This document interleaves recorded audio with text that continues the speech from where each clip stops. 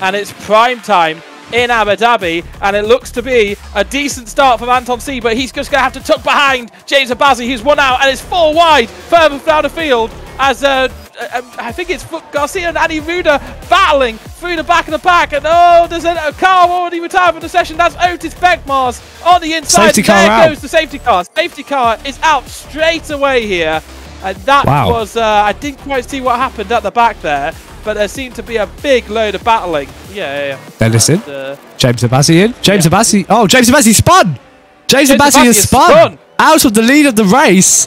And there's a few cars that are going to think about ceding a position here. James Abazi's probably going to take it because he's causing a lot of traffic. You're not really meant to do that. And when we do it, he does it before the final corner. So he's on the throttle, and yeah, there we are. Mizzy actually having a big moment out the corner on those mediums. That gives Abazi a place straight away, and Annie Ruda indeed gets a place on Mizzy. So a bad restart for Mizzy there, just missing and overspinning those tyres around the final corner. But we see car off. It's Dennis Kostanov in the Red Bull, spun at turn 1. And I have no idea what happened there, whether contact between the Ferraris that were near. Mika Luoff looking to go down the inside of Fuchs fighting back. They're going to be 2 wide. Who's going to have the better drive here? Mika Luoff way off track, sent way off track there. And he does keep that position, but he was off track a little bit. I wonder if he'll be forced to give that one back. And he may end up losing a position to Marcel Hull as well, who's battling back from a mistake at turn 5. But with the inside of turn 9, Fook has gone very deep. Oh, Mika has a big moment midway through the corner.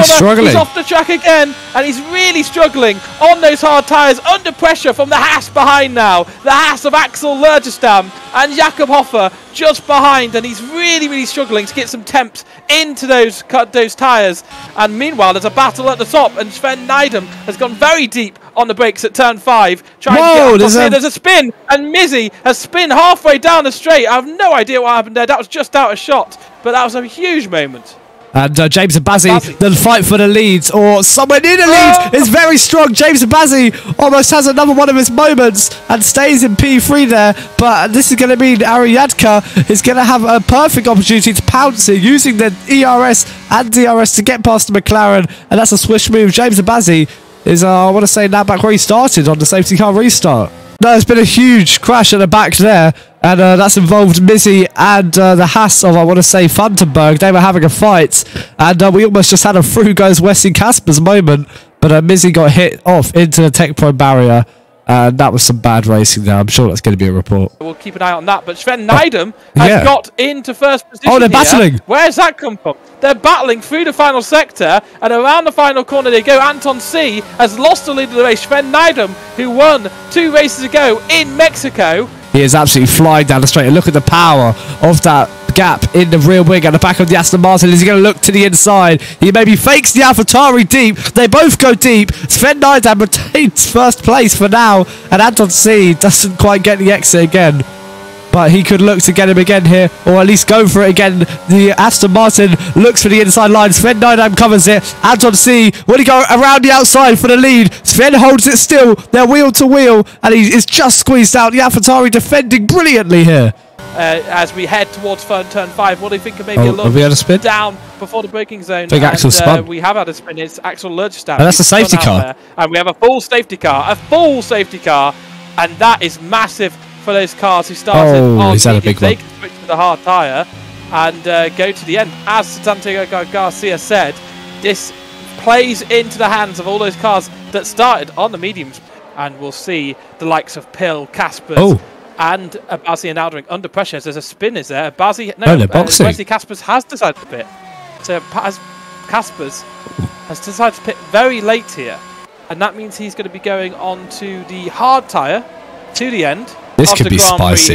He has made many laps here, and it's a quick restart from Abazi. He's not allowed the safety car to go that far, so that means it's going to have to be a late restart, and he gets the power down, and Milan Pill straight away into turn 1, up the inside, and he gets the nose just up there. Abazi hangs it on the outside, but too wide through to here, can often be very dangerous, and the 2 cars do back out of it a little bit. Milan Pill still charging towards turn 5. He's going to go around the outside as he It's going to be dangerous to do it there. Behind Sven Nydam has got in front of Martin Aldrich almost immediately there. And there's a spin. Anton C spins in the Aston Martin at the back. He falls all the way from 5th down to 17th position there. He was one of the ones in the mediums, but Miron Pill has took the lead in the Grand Prix, but Abazi fights back, does he, through 6 and 7. Who will have the better run out of 7? Remember, this is hards versus mediums, 10 laps versus 11 laps, and Abazi will be straight back onto the EOS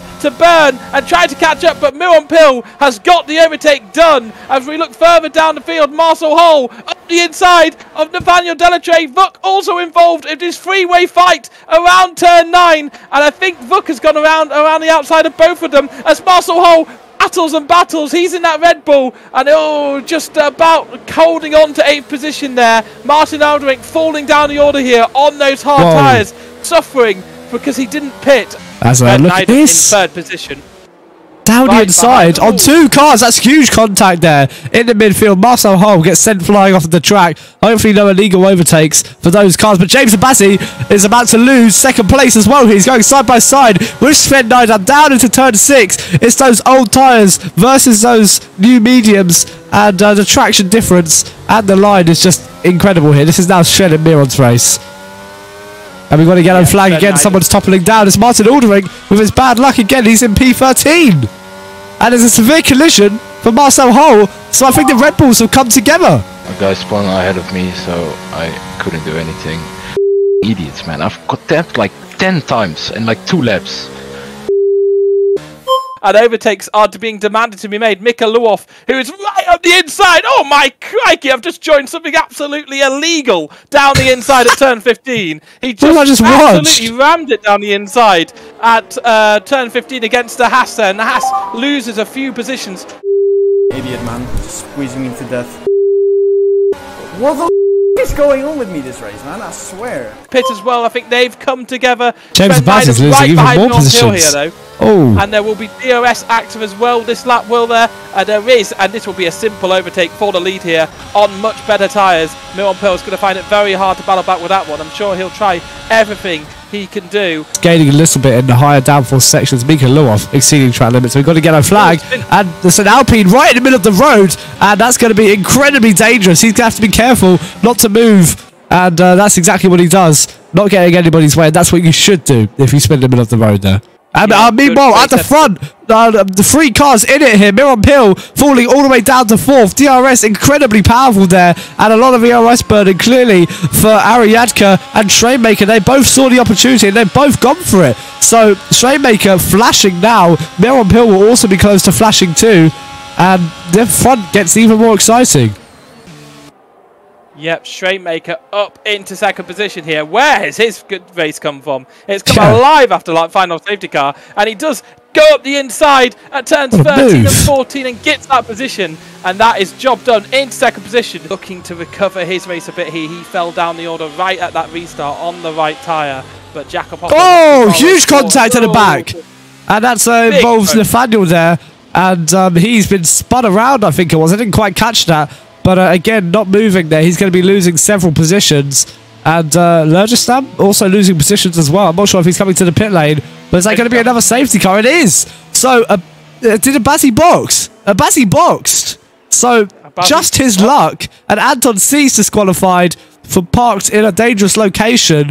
So, just his luck there. Abazi pits. The safety car comes out. And now he's P10. James Taylor is going to be difficult to get this down and keep this position, but he'll do everything he can for the Mercedes team in that constructors fight with McLaren, and having a big moment straight away on the power, and Sven Nydam does get that position straight away. There's a little bit of contact between the two. Wesley Caspers going for a move on Abazi, not leaving much room on the entry of turn 1 and the exit of turn 1, but he does get that position moves. Miron Pill now right behind Abazi as well. He'd love to make a move, but Annie Ruder in 4th position. Look at this end. Miron Pill does make a late move up the inside at turn 5. Who won't have the traction onto the straight? It is Abazi, but they will be battling all the way down to turn 6 and 7 as we have the long run up.